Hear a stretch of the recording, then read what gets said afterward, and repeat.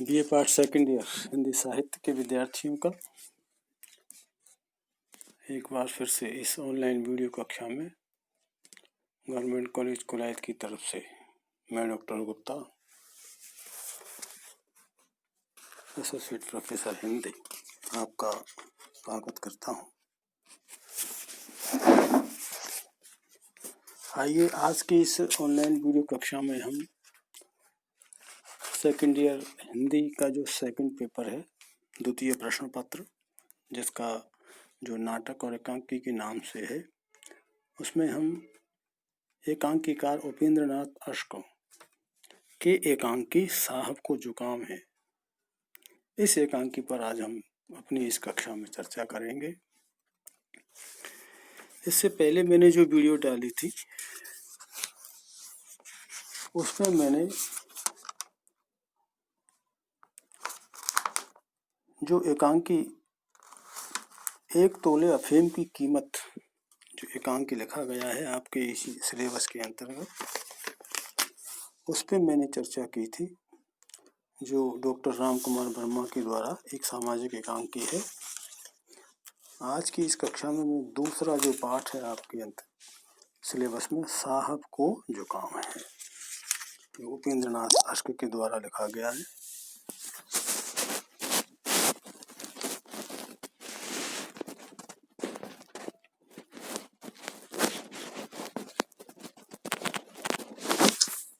इस पे मैं चर्चा कर रहा हूँ। देखिए,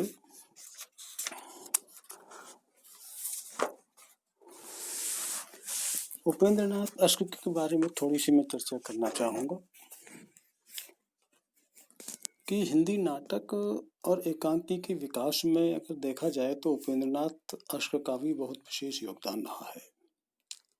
इनके एकांकों की जो मुख्य विषय रहा है वह मुख्य रूप से पारिवारिक और सामाजिक ही रहा है।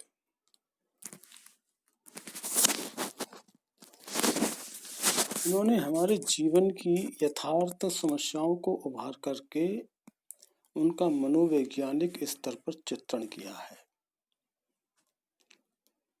जीवन की यथार्थ समस्याओं से परिचय कराया है अपने पाठकों को।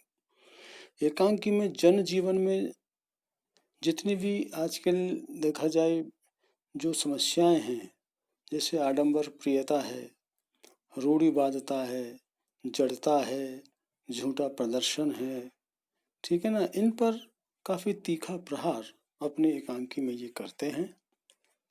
और इसके लिए उन्होंने पात्रों का जो चयन किया है वो पूर्णतः स्वाभाविक है, स्वाभाविक रूप से चयन किया है। प्रायः इनके एकांकियों में अगर देखा जाए तो मध्यम वर्ग के भी पात्र हैं, और उन मध्यम वर्ग के पात्रों के जो स्वार्थ हैं, उन स्वार्थ से जो पैदा हुई समस्याएं हैं, जो उन समस्याओं का कारण वह मध्यम वर्ग स्वयं है, वो पात्र स्वयं हैं, उन समस्याओं का संपादन इन्होंने अपने एकांकियों में किया है। लक्ष्मी का स्वागत, स्वर्ग की झलक, एक है अधिकार का रक्षक, ऐसे इनके प्रमुख एकांकी संग्रह हैं जिसमें विभिन्न एकांकियां इन्होंने लिखी हैं। और कहा जा सकता है कि ये बहुमुखी प्रतिभा के एक संपन्न साहित्यकार थे उपेंद्र नाथ जी अश्क। इनकी एकांकियों में पाश्चात्य जो शिल्प विधि है उसका प्रभाव है वो स्पष्ट परिलक्षित होता है। जैसा मैंने कहा, एकांकियों की विषय वस्तु तो सामाजिक और पारिवारिक ही है, ठीक है। और इन्होंने एक वर्ग विशेष जो मिडिल क्लास है उसके अंतर्गत जो परंपरा के नाम पर जो रूढ़ियाँ बन गई हैं, ठीक है, उन रूढ़ियों को जो ये ढोते रहते हैं परंपरा के नाम पर, ठीक है। इनके व्यवहार में, इनके चरित्र में जो आडंबर, जो ढोंग है, जो प्रदर्शन है, ठीक है, और एक तरह से जो गतिहीनता जिसे कह सकते हैं, जो जड़ता है इनके व्यवहार में, इनके विचार में जो आ गई है, उस पर अपने एकांकी में एक निर्मम प्रहार करते हैं, ठीक है, और पाठकों को रूबरू कराते हैं। अंतर्द्वंद का चित्रण उनके एकांकियों को अविस्मरणीय बना देता है।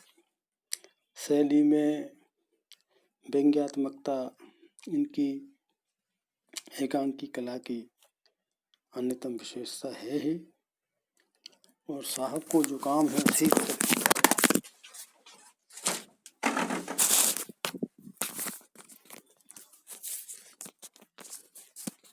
शीर्षक से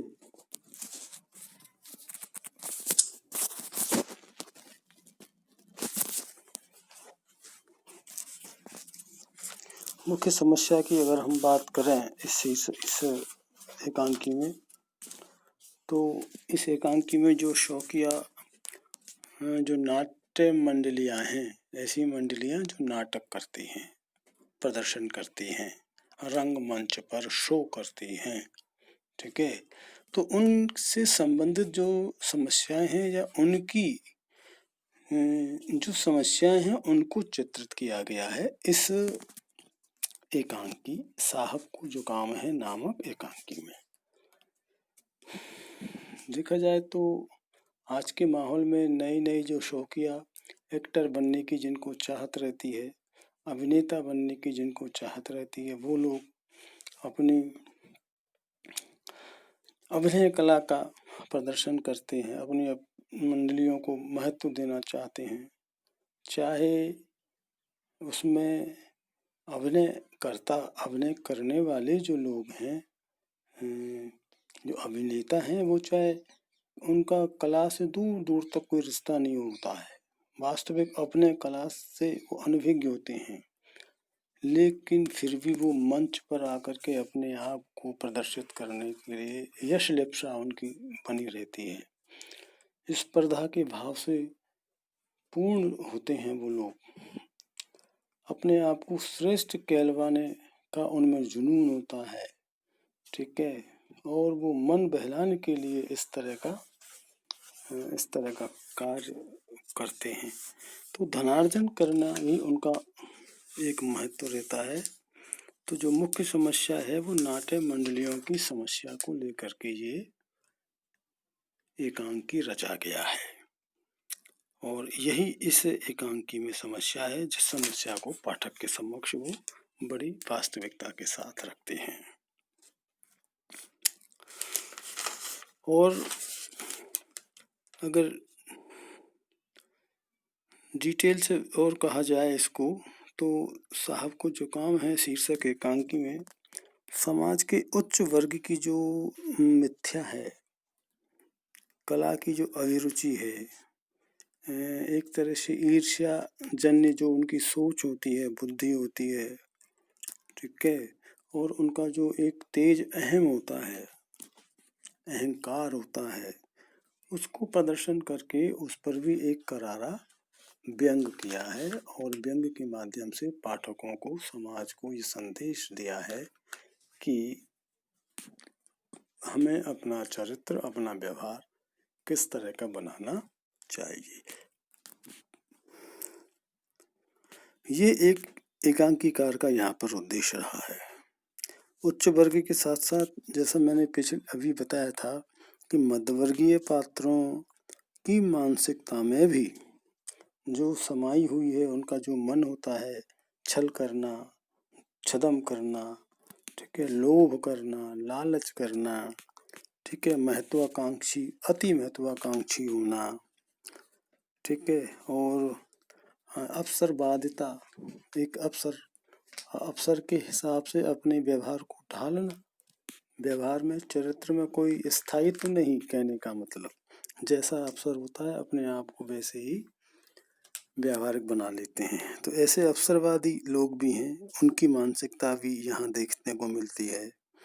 धन प्राप्ति की आकांक्षा है, वो चाहे किसी भी कैसे भी कर्म के द्वारा प्राप्त हो, कैसा भी झूठ बोलना पड़े, लेकिन धन प्राप्त होना चाहिए।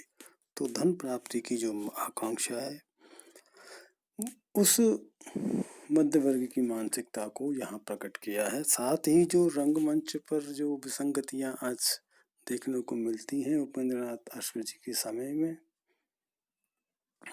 वो रंगमंच की विसंगतियों को भी इन्होंने उजागर करने का प्रयास इसमें किया है।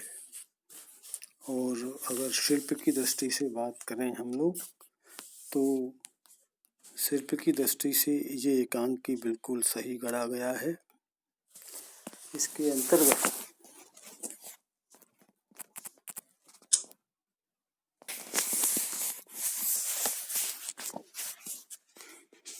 इसके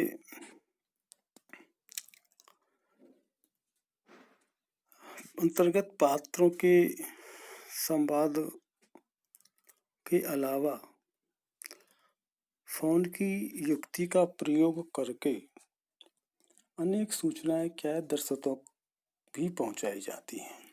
शिल्प जो कला है, शिल्प है, उसका तरीका ये है कि यहाँ पर जरूरी नहीं है कि मंच पर सारे पात्रों को बुलाकर उनसे परिचय कराया जाए। ऐसे भी एक फोन के माध्यम से भी युक्ति है, फोन युक्ति का प्रयोग करके भी अनेक सूचनाएं दर्शकों तक पहुंचाई जाती हैं, चाहे पात्र मंच पर उपस्थित न हो। फिर भी इसके साथ साथ ही कुछ प्रमुख पात्र मंच पर आते नहीं, लेकिन दूसरे जो पात्र हैं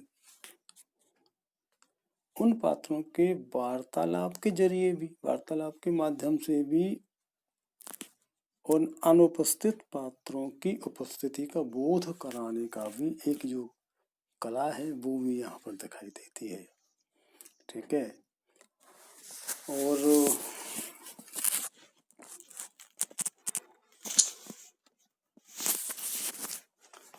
एकांकी की जो कथा वस्तु वह गढ़ी हुई है वह शिल्प, और अगर देखा जाए प्रगति और जो चुटीले जो संवाद होते हैं उन संवादों से युक्त है। तो ये कहा जा सकता है आलोचकों की दृष्टि के अनुसार कि शिल्प की दृष्टि से निश्चित रूप से यह एक सफल एकांकी है। और रंग अभिनय, रंग मंच पर अभिनय की दृष्टि से भी ये एक सफल एकांकी है। बात अगर मूल संवेदना की हम करें तो एक व्यंग्यात्मक एकांकी है जो आज की रंग कर्मी मनोवृत्ति पर व्यंग करता है। देखते हैं हम आजकल शौकिया जो अभिनेता बनने वाले जो पात्र हैं ने तो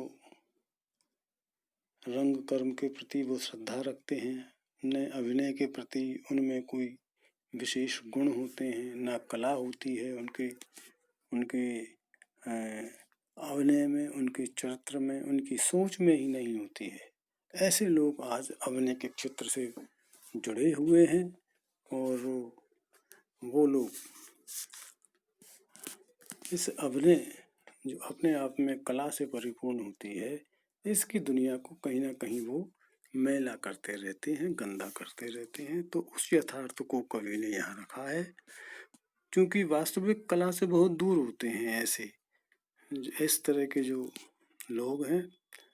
वो आपसी स्पर्धा भाव से युक्त होते हैं, धन की आकांक्षा, किसी भी रूप से कैसे भी धन प्राप्त करने का मन उनका रहता है, मन बहलाने के लिए ही वो घुस जाते हैं इस तरह की दुनिया में, इस तरह की रंग की दुनिया में, अपनी अपनी मंडलियों को प्रधानता देते रहते हैं। तो परिणाम स्वरूप क्या होता है कि छोटी छोटी ये जो नाटक मंडलियां हैं ये टूटती रहती हैं, बनती रहती हैं, बिखराव होता रहता है, नए कलाकार जुड़ते रहते हैं। ठीक है। और क्षुद्र कलाकार जानकारी से, पहुंच से पैसा लेकर देकर और प्रमुख स्थान पा जाते हैं, और जो प्रमुख जो क्वालिटीज होती है, कुशल कलाकार होते हैं, वो बाहर हो जाते हैं। तो इस नाटक की दुनिया में, रंगमंच की दुनिया में जो फरेब है, जो पाखंड है, ठीक है, जो अवसरवादिता है, उस पर यथार्थ दृष्टि डालते हुए उपेंद्रनाथ अश्क जी ने इस एकांकी के माध्यम से, साहब को जो काम है नामक एकांक के माध्यम से पाठकों को और साहित्य की दुनिया को परिचय कराया है। एकांकी की भी यही मूल संवेदना है।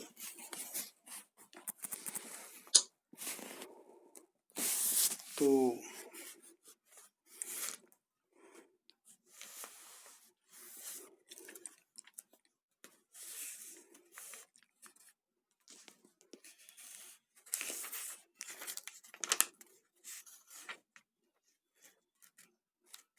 मैंने आज आपको ये बताया इस कक्षा के माध्यम से कि उपेंद्र नाथ जी अश्क में साहब को जो जुकाम है, इस एकांकी की क्या मूल संवेदना है, क्या शिल्पगत विशेषताएं हैं, क्या कहना चाहते हैं, कथा सार क्या है, ठीक है, उद्देश्य क्या है और एक प्रमुख समस्या किस तरह वो पाठकों के सामने रखते हैं, उनसे मैंने आज आपको इस कक्षा में परिचित कराया है। तो ये आपके सिलेबस के सेकंड जो पेपर है उसका दूसरा जो पाठ है एकांकी में, वो मैंने आज पूर्ण किया। आगे फिर हम एक नई वीडियो के साथ उपस्थित होंगे, नए किसी एकांकीकार के साथ और नई उसकी एकांकी नाटक के साथ उपस्थित होंगे। तब तक के लिए आप सभी को नमस्कार।